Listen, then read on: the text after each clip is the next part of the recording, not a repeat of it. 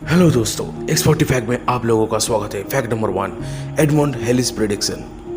English astronomer and mathematician Edmond Halley धूमकेतु की कक्षा की गणना करने वाले पहले व्यक्ति बने। यकीनन आज के सभी धूमकेतुओं से सबसे प्रसिद्ध उनके सम्मान में धूमकेतु का हेली नाम दिया गया है।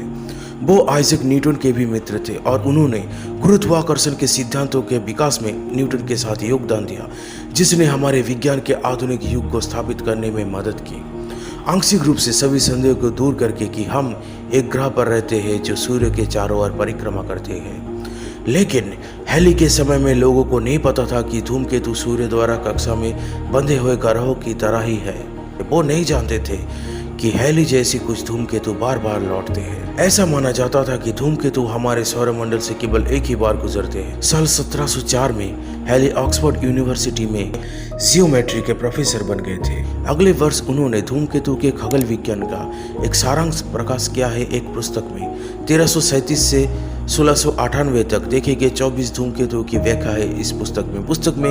1531, 1607 और 1682 में दिखाई देने वाले 3 धूमकेतु पर टिप्पणी की।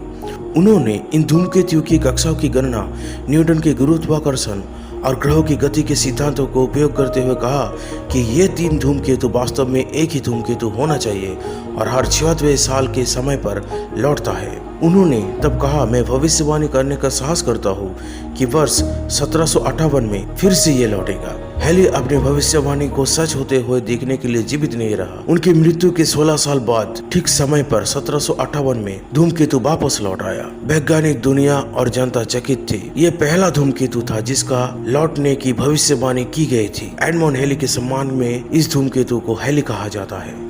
फैक्ट नंबर 2, उनकाई टेरेस स्की ढलानों और होटलों से घिरा तोमामू पर्वत रिजर्ट क्षेत्र होक्काइडो के केंद्र के पास ही स्थित है। इस क्षेत्र में सबसे प्रसिद्ध स्थान होशिनो रिसोर्ट तोमामू का अंकाई टेरेस है। इस सुविधाजनक स्थान से भाग्यशाली आगंतुक शानदार बादल के समुद्र को देख सकते हैं, जो विशेष वायुमंडलीय परिस्थितियों में सुबह जल्दी दिखाई देता है।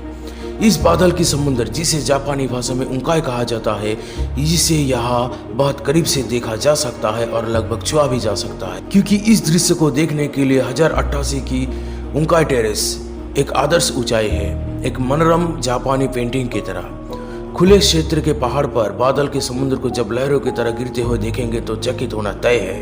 उंकाई टेरेस केवल मई महीने के मध्य भाग से अक्टूबर के अंत तक खुला रहता है और रोपवे लगभग 4:30 बजे से सुबह 7 बजे तक चलते हैं, जिससे आगंतुक आसानी से पास के पर्वत पर उंकाई टेरेस तक पहुंच सकते हैं। ऑब्जर्वेशन एरिया में सिर्फ होटल का मेहमान ही नहीं बल्कि आम विजिटर को भी प्रवेश की अनुमति दिया जाता है।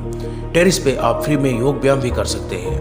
क्लाउड सी हर दिन दिखाई नहीं देता, लेकिन अगर आप इस दृश्य को नहीं देख सकते तो भी परिदृश्य पर बदलते बादल पैटर्न आपके प्रयास को निराश नहीं करेंगे और अकेले हिराका पर्वत का मनोरम दृश्य आपकी यात्रा को और मनोरम बना देगी। आपके जानकारी के लिए बता दें कि रोपवे गोंडेला विदाउट रिजर्वेशन पर उपलब्ध है, लेकिन कभी कभी खराब मौसम के दौरान ये रद्द किया जाता है, पर फोन में अग्रिम पुष्टि की सिफारिश की जाती है।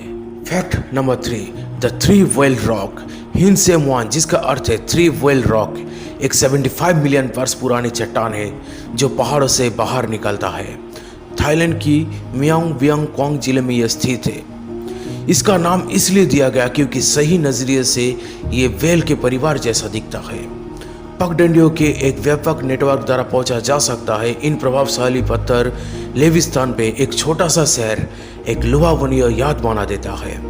ये कितना इको फ्रेंडली है ये बोलने की जरूरत नहीं है। ट्रैवलर्स इसकी मनोरम दृश्यों और जंगलों को एक्सप्लोर करने पे भी पीछे नहीं हटते। इन व्हेल पत्थरों के ऊपर से आप मेकंग के समुद्र तटों, लियो पीपल्स डेमोक्रेटिक रिपब्लिक के पकडिंग जिले के पहाड़ों और फुवा वन को देख सकते हैं। 3 व्हेल रॉक को पूरा दिन समर्पित करना बहुत ही आसान है। आगंतुक 9 अलग अलग मार्ग से हाइक कर सकते हैं और इन हाइकिंग के दौरान आप झरने, विभिन्न प्रकार के पौधे, पशु जीवन, यहाँ तक कि थोड़ी सी शांति भी पा सकते हैं। यहाँ रहते हुए यदि आपके पास थोड़े से भी वक्त है तो सूर्यास्त के लिए जरूर रुक जाना। एक विशाल व्हेल पत्थर के पीछे से सूरज थाईलैंड के ऊपर से डूब जाने जैसा कुछ नहीं देखने को मिलेगा। अगर फैक्ट अच्छा लगा तो एक लाइक जरूर ठोक देना और जाते जाते चैनल को सब्सक्राइब भी कर देना।